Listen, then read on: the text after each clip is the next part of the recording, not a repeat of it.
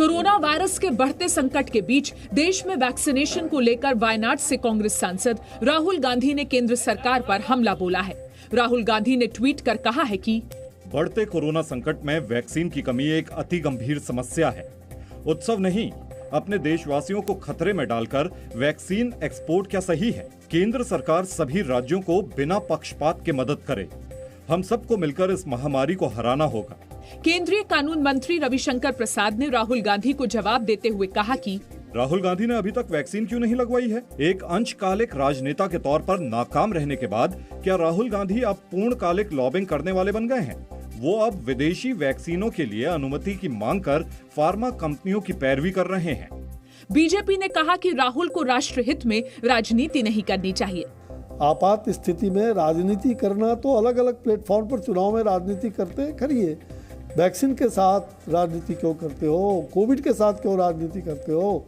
राजनीति केवल राजनीति के लिए नहीं होता है, राजनीति राष्ट्र धर्म के लिए होता है। वैक्सीनेशन को लेकर डॉक्टर हर्षवर्धन ने जानकारी देते हुए कहा है कि मार्च तक सरकार के पास 13 करोड़ वैक्सीन डोज थी।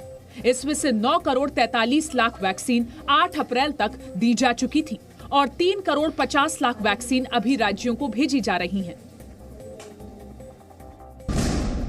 देश में कोरोना के बढ़ते मामलों को देखते हुए दिल्ली में अब सभी स्कूलों को अगले आदेश तक के लिए बंद कर दिया गया है। दिल्ली के मुख्यमंत्री अरविंद केजरीवाल ने ट्वीट कर इसकी जानकारी दी। सीएम ने लिखा कि कोविड के बढ़ते मामलों के कारण दिल्ली में सभी सरकारी और प्राइवेट स्कूल सभी क्लासेस के लिए अगले आदेश तक बंद किए जा रहे हैं।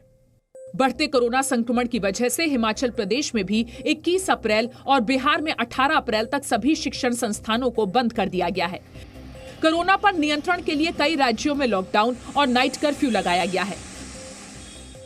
महाराष्ट्र में आज रात 8 बजे से सोमवार सुबह 7 बजे तक लॉकडाउन लगा दिया गया है। मध्य प्रदेश के शहरी क्षेत्र में भी आज रात 9 बजे से सोमवार सुबह 6 बजे तक लॉकडाउन लगाया गया है। कर्नाटक के 7 जिलों में और जम्मू कश्मीर के 8 जिलों में नाइट कर्फ्यू लगा दिया गया है। पुडुचेरी में भी 10 अप्रैल से नाइट कर्फ्यू लगाया जाएगा, जबकि बिहार में 12 अप्रैल से 30 अप्रैल तक सभी बाजार शाम 7 बजे तक ही खुले रहेंगे। देश में कोरोना की दूसरी लहर में संक्रमितों के लगातार बढ़ने का सिलसिला जारी है। पिछले 24 घंटे में आज 1,31,968 नए मामले आए, जबकि 780 मरीजों की मौत हुई। 24 घंटे में 61,899 मरीज ठीक भी हुए हैं। नए आंकड़ों के बाद देश में कोरोना के कुल केस 1,30,60,542 हो गए हैं, जबकि ठीक होने वालों की संख्या 1,19,13,292 हो गई है। देश में फिलहाल 9,79,608 एक्टिव केसेस हैं, जबकि कोरोना संक्रमण से 1,67,442 लोगों की जान जा चुकी है। देश भर में अब तक 9,43,34,262 लोगों का वैक्सीनेशन हो चुका है।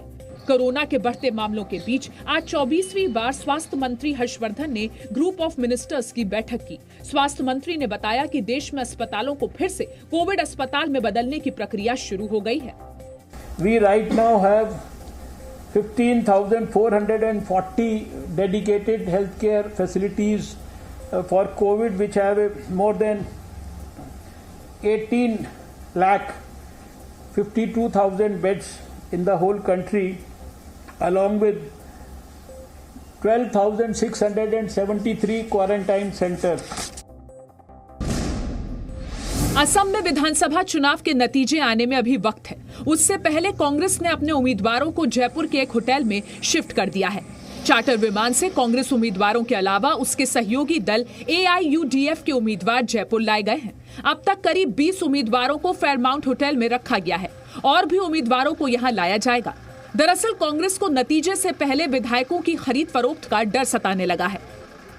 भारतीय जनता पार्टी केंद्र सरकार में रहते खरीद फरोख्त की आशंका तो हमेशा ही बनी रही। खरीद फरोख्त कैसे कैसे हो रही है, सब आप सबको भी पता है, पूरे देश को पता, पूरा देश देख रहा है। असम की 126 सीटों पर 3 चरणों में वोटिंग हुई है और 2 मई को विधानसभा चुनाव के नतीजे आने हैं।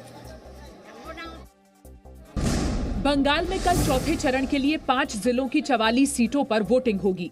इनमें हावड़ा की 9 सीट, दक्षिण 24 परगना की 11 सीट, हुगली की 10 सीट, अलीपुर द्वार की 5 सीट और कूच बिहार की 9 सीटों पर वोटिंग होगी। तीसरे चरण तक पश्चिम बंगाल की 91 सीटों पर वोट डाले जा चुके हैं। आज गृह मंत्री अमित शाह ने कोलकाता के भवानीपुर में चुनाव प्रचार किया। अमित शाह ने डोर टू डोर कैंपेन किया और बंगाल बीजेपी के संस्थापक सदस्य समरेंद्र विश्वास के घर पर खाना खाया। अमित शाह ने दावा किया कि नंदीग्राम की तरह भवानीपुर सीट भी बीजेपी जीत रही है। हमारे एक आकलन के हिसाब से 63 से 68 सीट 63 to 68 सीट के बीच में भारतीय जनता पार्टी इस 3 चरण के अंदर जीत रही है। केंद्रीय पैरामिलिट्री फोर्सेस पर सवाल उठाने के मामले में चुनाव आयोग ने आज ममता बनर्जी को नोटिस भेजा। इससे पहले मुस्लिमों को एकजुट होकर वोट देने की अपील करने पर भी ममता बनर्जी को चुनाव आयोग ने नोटिस भेजा था। ममता बनर्जी को आज ही इसका जवाब देना था। सचिन वजह मामले में एनआईए को बड़ी जानकारी मिली है। सूत्रों के मुताबिक सचिन वजह एनकाउंटर स्पेशलिस्ट बनने एक और बड़ी घटना की साजिश रहा था। एनआईए को शक की इस साजिश में प्रदीप शर्मा मुहैया कराने पूछताछ कर रही है। आज एनआईए ने मुंबई के पूर्व पुलिस कमिश्नर परमबीर सिंह का गवाह के तौर पर बयान भी दर्ज किया। इससे पहले कोर्ट ने सचिन वजह को 14 दिनों की न्यायिक हिरासत में भेज दिया था। दूसरी ओर सीबीआई ने भी आज 100 करोड़ वसूली मामले में बार मालिक महेश शेट्टी और सचिन वजह से पूछताछ की।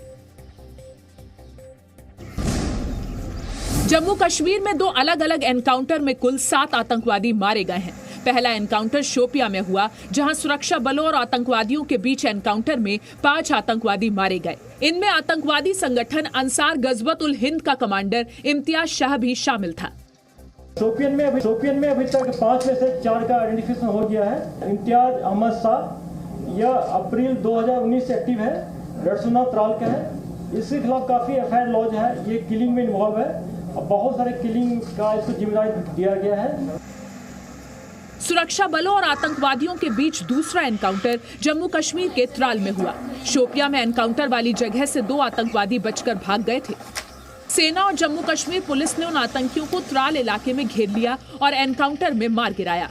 सुरक्षा बलों को आतंकवादियों के पास से 7 AK-47 और 2 पिस्टल मिली हैं। 7 आतंकियों के मारे जाने के बाद जम्मू कश्मीर से आतंकी संगठन अंसार गजवत उल हिंद का सफाया हो गया है। Presenting B News app available on Google Play and App Store. Download it now.